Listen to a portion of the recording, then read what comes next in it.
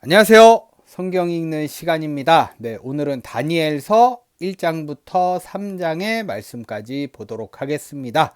네, 너무나 유명한 다니엘의 이야기인데요. 성경을 읽다 보면 제가 모르는 많은 것들이 또 있더라고요. 네, 어떤 그런 이야기들이 숨어져 있을지 같이 한번 보도록 하겠습니다.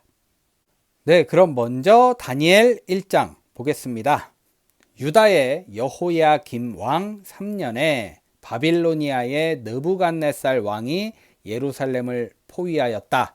여호와께서 여호야김 왕을 그의 손에 넘겨주셨으므로 그가 유다 왕을 포로로 잡아가면서 성전의 일부 기구들을 가지고 돌아가 바빌론에 있는 자기 신전의 창고에 넣어두었다.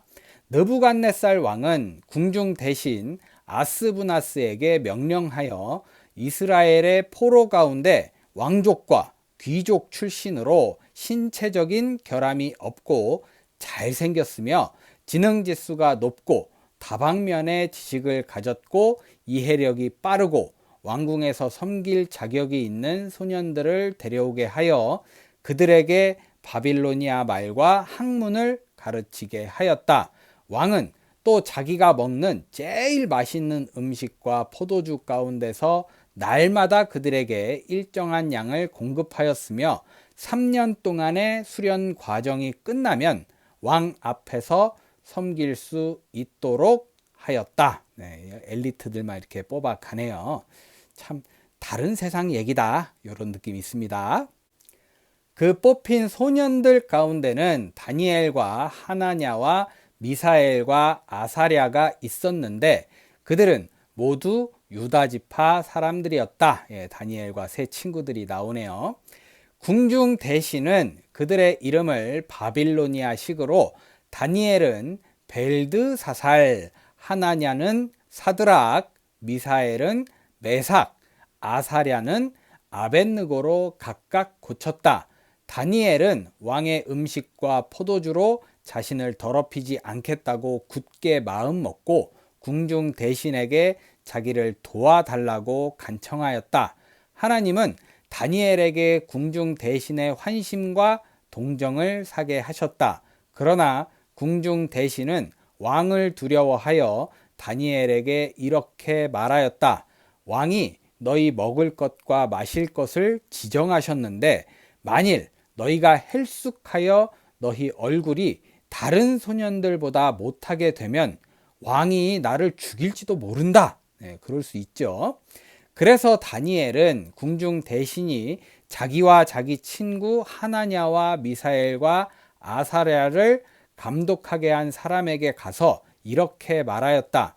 우리를 10일 동안 시험해 보십시오. 우리에게 채소와 물만 주어 먹게 하고 그 후에 왕의 음식을 먹는 소년들과 비교하여 우리의 얼굴 모습을 보고 우리를 처분하십시오.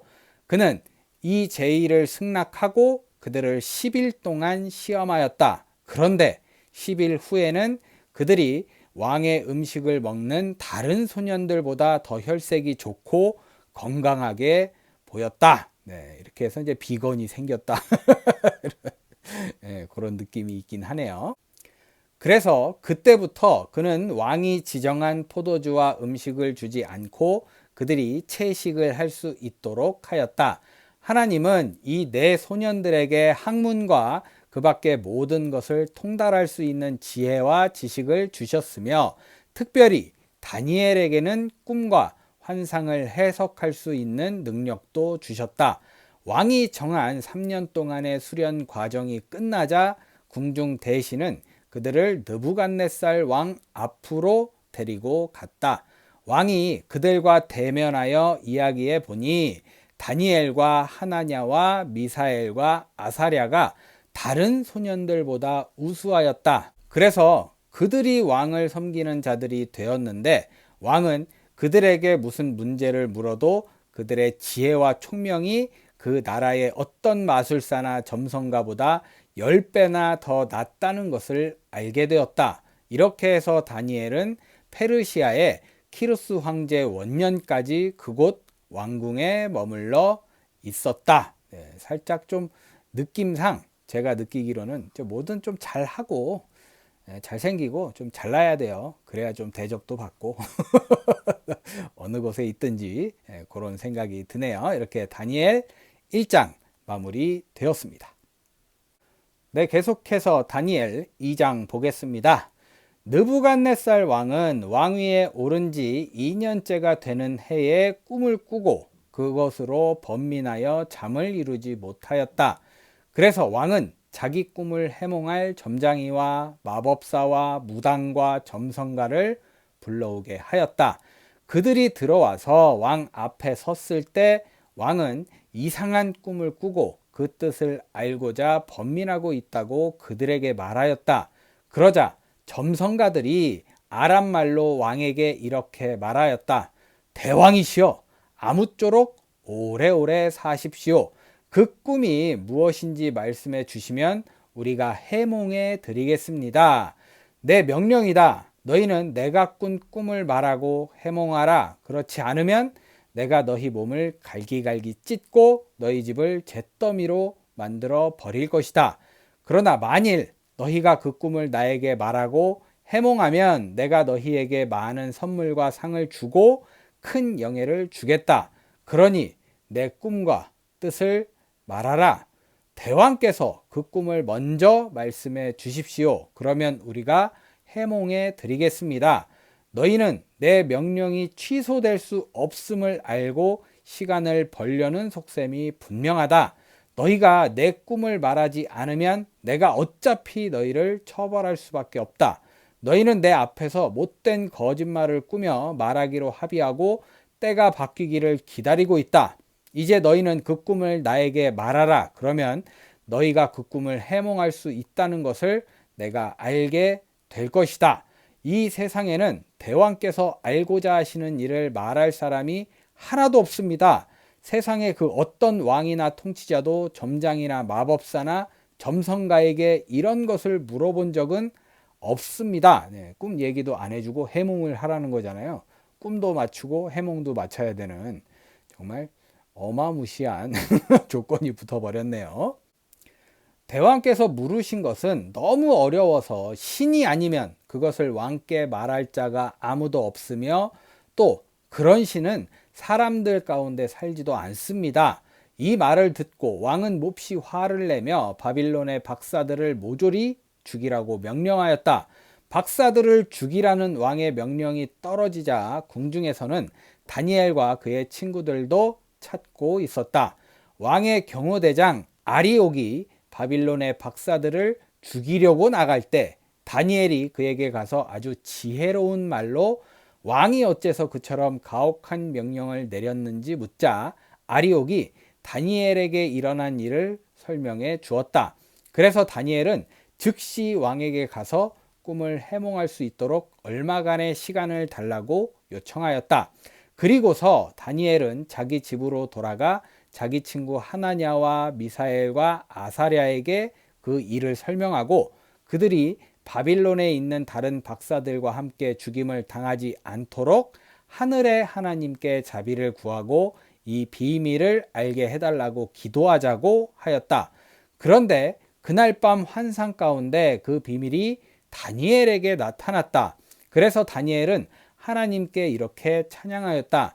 하나님에게 지혜와 능력이 있으니 그의 이름을 영원히 찬양하라. 그는 때와 시대를 바꾸시며 왕을 세우고 패하시며 지혜로운 자에게 지혜를 주시고 총명한 자에게 지식을 주시는 분이시다. 그는 깊고 은밀한 일을 드러내시며 어둠 속에 감추어진 것을 아시고 빛 가운데 계신다. 내 조상들의 하나님이시여 내가 주께 감사하고 주를 찬양합니다. 주께서는 나에게 지혜와 능력을 주시고 우리의 기도에 응답하셔서 왕의 꿈에 대한 비밀을 알게 하셨습니다. 그리고서 다니엘은 바빌론의 박사들을 처형하라는 왕의 명령을 받은 아리옥에게 가서 이렇게 말하였다. 바빌론의 박사들을 죽이지 말고 나를 왕에게 데려가 주십시오. 그러면 내가 그 꿈을 왕에게 해몽해 드리겠습니다. 그러자 아리옥은 즉시 다니엘을 데리고 느부갓네살 왕 앞에 가서 제가 유다 포로 가운데 왕의 꿈을 해몽할 사람을 찾아냈습니다 하였다. 그때 왕이 벨드사살이라는 다니엘에게 내가 꿈에 본 것을 내가 말하고 해몽할 수 있겠느냐 하고 물었다. 그래서 다니엘은 이렇게 대답하였다. 그 어떤 점장이와 마법사와 무당과 점성가도 대왕께서 물으신 신비로운 일을 설명할 수가 없습니다. 그러나 그 비밀을 밝힐 수 있는 하나님이 하늘에 계십니다. 그분이 앞으로 일어날 일을 왕에게 보여주셨습니다. 지금부터 제가 왕의 꿈을 말씀드리겠습니다. 대왕께서 잠자리에 누워 장래일을 생각하실 때에 비밀을 알게 하시는 하나님이 장차 일어날 일을 왕에게 보여주셨습니다. 하나님이 나에게 이 비밀을 알게 하신 것은 내가 다른 사람들보다 더 지혜롭기 때문이 아니라 대왕께 그 꿈의 뜻을 알려서 마음에 생각하시던 일을 이해할 수 있도록 하기 위해서입니다. 왕이시여, 대왕께서는 사람의 모양의 거대한 신상을 보셨습니다.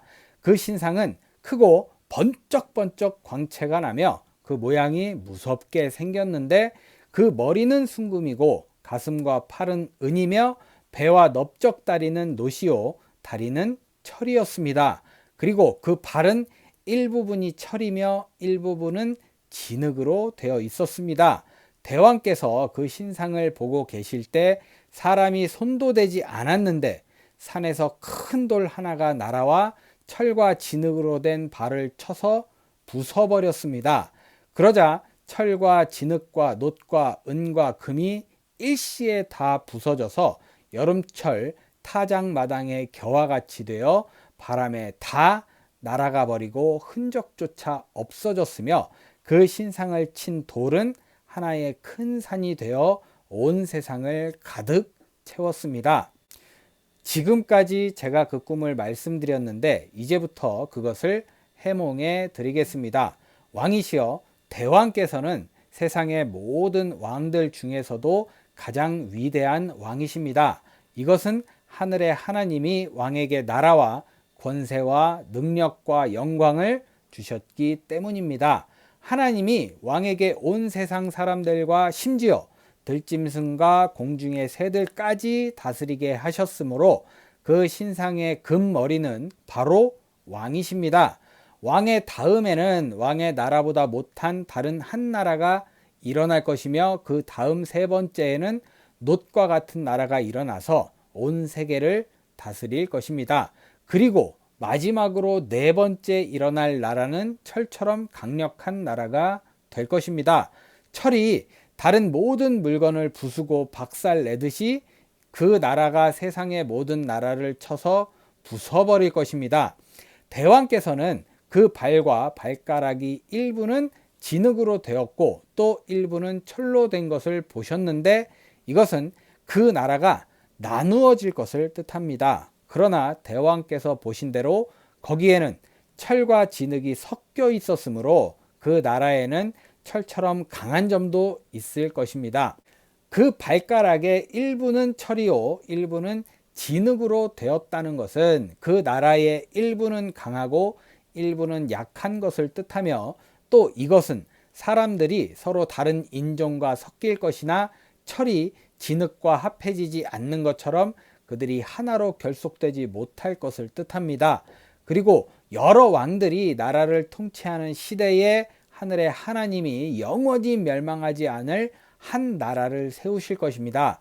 그 나라는 결코 정복당하지 않을 것이며 세상의 모든 나라를 쳐서 멸망시키고 영원히 존속할 것입니다. 대왕께서는 사람이 손도 대지 않았는데 산에서 떨어진 돌이 날아와 철과 놋과 진흙과 은과 금을 쳐서 부수뜨린 것을 보셨습니다. 이것은 크신 하나님이 장차 일어날 일을 왕에게 보여주신 것입니다.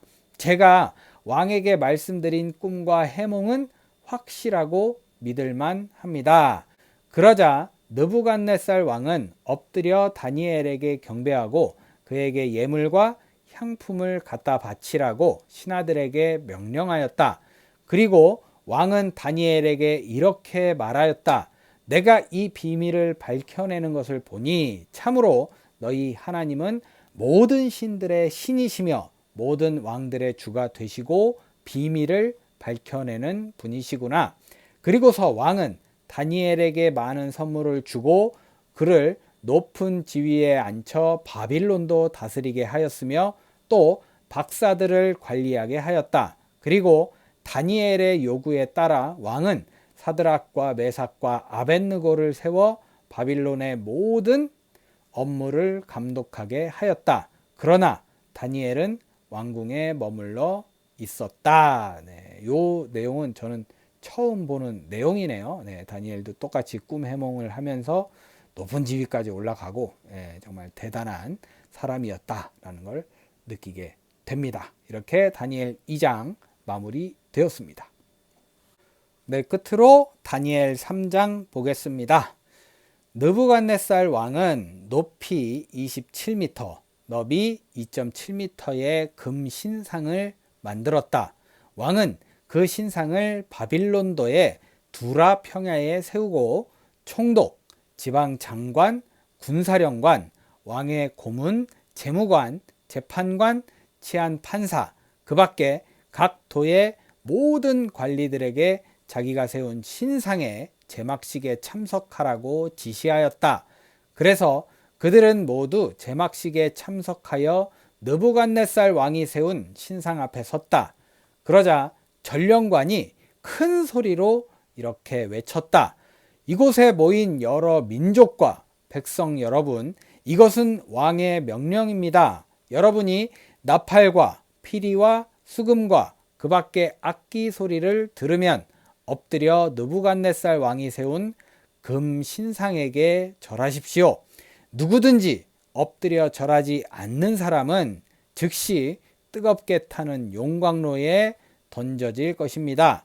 그래서 악기 소리가 울려 퍼지자 그들은 느부갓네살 왕이 세운 금 신상 앞에 엎드려 절하였다. 이때 몇몇 바빌로니아 사람들이 유다 사람들을 고발하며 느부갓네살 왕에게 이렇게 말하였다. 대왕이시여, 오래오래 사십시오.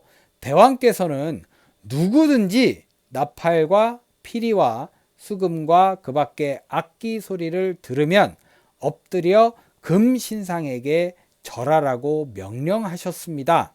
그리고 누구든지 엎드려 절하지 않는 자는 뜨겁게 타는 용광로에 던져 넣을 것이라고 말씀하셨습니다. 그런데 왕이 세워 바빌론도의 업무를 감독하게 하신 유다 사람 사드락과 메삭과 아벳느고는 왕의 명령에 불순종하여 왕의 신들을 섬기지 않고 왕이 세우신 금 신상에게 절하지 않습니다.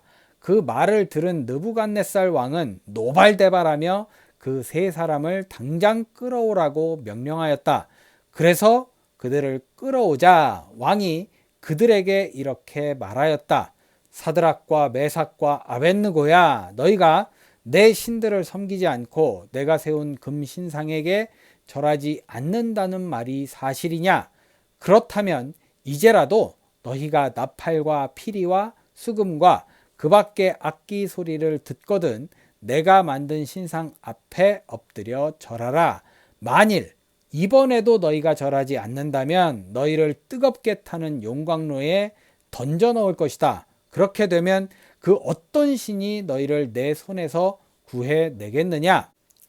그러자 사드락과 메삭과 아벳느고가 왕에게 이렇게 대답하였다. 느부갓네살 왕이시여, 우리는 이 문제에 대해서 우리 입장을 변호할 필요를 느끼지 않습니다. 만일 우리가 뜨겁게 타는 용광로 속에 던져진다고 해도 우리가 섬기는 하나님은 우리를 그 용광로에서 구해내실 수 있습니다. 그리고 그분은 반드시 우리를 왕의 손에서 건져내실 것입니다. 비록 하나님이 우리를 구해내지 않으실지라도 우리는 왕의 신들을 섬기지 않을 것이며 또 왕이 세우신 금 신상에게 절하지도 않을 것이니 왕이시여, 그런 줄 아십시오. 그러자 느부갓네살 왕은 잔뜩 화가 났으며 사드락과 메삭과 아벳느고를 대하는 그의 얼굴 표정도 달라졌다. 그는 평소 때보다 용광로의 불을 7배나 더 뜨겁게 하라고 지시하고 또 건장한 군인 몇 사람에게 사드락과 메삭과 아벳느고를 단단히 묶어 뜨겁게 타는 용광로 속에 던져 넣으라고 명령하였다. 그래서 그들은 이 세 사람을 정장한 그대로 묶어서 뜨겁게 타는 용광로 속에 던져 넣었다. 왕의 명령이 엄하고 용광로의 불길은 너무 뜨거웠기 때문에 사드락과 메삭과 아벳느고를 붙든 사람들이 그 불길에 타서 죽었다. 그리고 이 세 사람은 꽁꽁 묶인 채 뜨겁게 타는 용광로 속에 떨어졌다. 그런데 바로 그때 느부갓네살 왕은 깜짝 놀라 일어서면서 자기 보좌관들에게 물었다. 우리가 묶어서 불에 던진 자는 3명이 아니었느냐? 그렇습니다, 폐하. 그런데 어째서 4사람이 불 가운데 걸어 다니고 있느냐? 저 사람들은 묶여 있지도 않고 상한 흔적도 없으며 더구나 4번째 사람은 그 모습이 신들의 아들과 같구나. 그리고서 느부갓네살 왕은 무섭게 타오르는 용광로 앞으로 다가가서 가장 높으신 하나님의 종 사드락과 메삭과 아벳느고야 이리로 나오너라 하고 외쳤다. 그러자 그들이 불 가운데서 걸어 나왔다. 그래서 총독들과 지방 장관들과 군 사령관들과 왕의 고문들이 모여서 이 세 사람을 보니 화상을 입지도 않았고 머리털도 그슬리지 않았으며 그들의 옷도 상하지 않았고 불탄 냄새도 없었다. 그때 느부갓네살 왕이 말하였다. 사드락과 메삭과 아벳느고의 하나님을 찬양하라. 그가 그의 천사를 보내 자기를 신뢰하는 종들을 구원하셨다. 그들은 자기들의 하나님 외에 다른 신에게 경배하지 않으려고 왕의 명령을 거역하고 기꺼이 자기들의 목숨까지 내놓았다. 그러므로 이제 내가 명령한다. 어떤 민족이나 백성을 막론하고 사드락과 메삭과 아벳느고의 하나님에 대하여 좋지 않게 말하는 자는 누구든지 그 몸을 갈기갈기 찢고 그의 집을 잿더미로 만들어 버려라. 이런 방법으로 사람을 구할 수 있는 신은 천하에 없다. 그리고 왕은 바빌론도에서 사드락과 메삭과 아벳느고에게 보다 높은 직책을 주었다. 네, 정말 읽으면서도 소름이 돋을 정도로 정말 무시무시한 정말 멋있네요. 네, 너무 기분이 좋게 읽었던 것 같습니다. 이렇게 다니엘 3장 마무리되었습니다. 네, 이렇게 해서 오늘 다니엘 1장부터 3장의 말씀까지 모두 읽어봤습니다. 네, 모르는 내용도 있고 아는 내용인데도 읽어보니까 또 이렇게 멋있는 내용이었구나 라는 것도 깨닫게 되는 그런 하루였다, 그런 말씀이었다라는 생각이 듭니다. 네, 모쪼록 여러분들 오늘 복된 하루 잘 보내시고요. 성경 말씀 중에 그런 고백이 있잖아요. 내가 그동안 하나님을 들어서 알았지만 이제 하나님을 보아서 알게 됩니다. 모르는 고백이 있는데 그것처럼 우리가 하나님의 말씀을 듣기만 하고 이렇게 있는 것보다는 하나님을 경험하고 하나님과 함께 이렇게 체험할 수 있는, 하나님과 동행한다는 그 짜릿짜릿한 그런 느낌 있잖아요. 그걸 느끼는 그런 하루 보내시기를 기도하겠습니다. 네, 저는 내일 다니엘 4장부터 6장의 말씀을 들고 찾아오도록 하겠습니다. 오늘도 함께 해주신 여러분 감사합니다.